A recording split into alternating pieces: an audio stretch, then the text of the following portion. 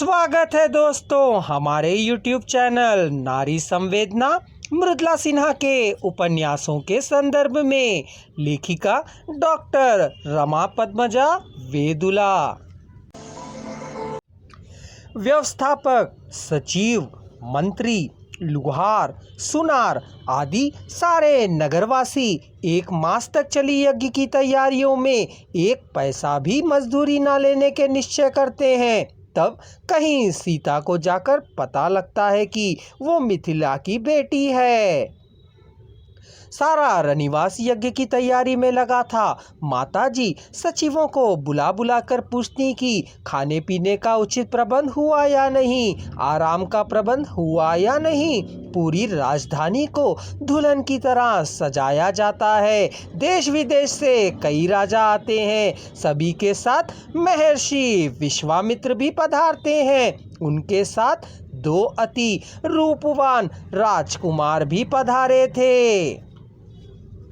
बिछावन पर लेटने के बाद भी नींद नहीं आ रही थी। सीता के मन और शरीर की स्थिति ही कुछ ऐसी हो गई थी जो पूर्व कभी नहीं हुई थी। श्रद्धा मौसी राजकुमार का वर्णन कर रही थी। उस वर्णन को सुनकर कुछ ऐसा लगा कि इससे पहले अपने मानस मन में चित्र जो उकेरा था उसकी और श्रद्धा के वर्णन में अंतर नहीं था।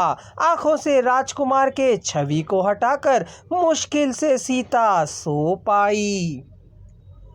प्रातःकाल नींद खुलते ही वासंती और शोभा दोनों ही सखियां पूजा की तैयारी कर ली थीं। रथ भी तैयार था। श्रद्धा मौसी और उर्मिला भी साथ चलने के लिए तैयार हुई। सभी लोग मिलकर माँ भवानी के मंदिर गए। रास्ते में फूलों से लदी पुष्प वाटिका मन को मोह रही थी। माँ भवानी के नाक में हीरे का बड़ा नग था। उसकी चमक इतनी तीव्र थी कि रास्ता साफ नजर आता था, लेकिन माँ भवानी के सामने आंख बंद कर करके बैठने पर सीता के मन के विचारों में पिछली संध्या में जो विश्वामित्र के साथ 2 कुमार आए थे उनकी वणित छवि ही आंखों में धुंधली से छाई जा रही थी। इतने में ही हेमा सखी कहने लगी, अरे सुनो, कल जो राजकुमार ऋषि के साथ आए हैं वे भी इसी बाग की सुंदरता को देखने लगे हैं। अनायास ही सीता के पांव उसी तरफ चल पड़े जहां राजकुमार थे।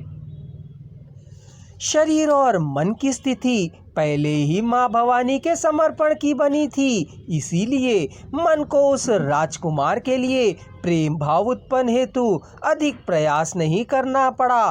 भावों को उपजने के लिए संचित भूमि में उपजे प्रेम अंकुर को उकेर ना सकी। कहीं अंकुर टूट ना जाए, कोमल किसलय डाल से डाल बिछुड़ ना जाए।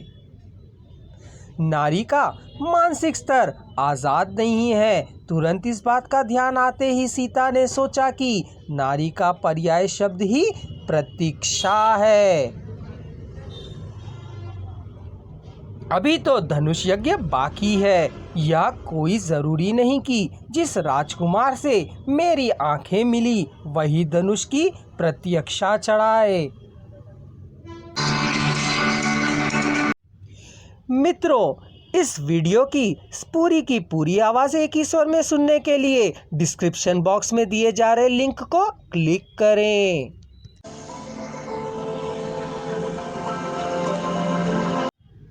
स्त्री को अबला कहना उसका अपमान है। यह कथन है महात्मा गांधी जी के। जयशंकर प्रसाद ने कहा है, स्त्री का हृदय प्रेम का रंगमंच है। शरद चंद्र जी ने कहा है, स्त्री की चरम सार्थकता उसके मातृत्व में है। मनु ने कहा है, जहाँ स्त्री का सम्मान होगा वहीं भगवान का वास होगा।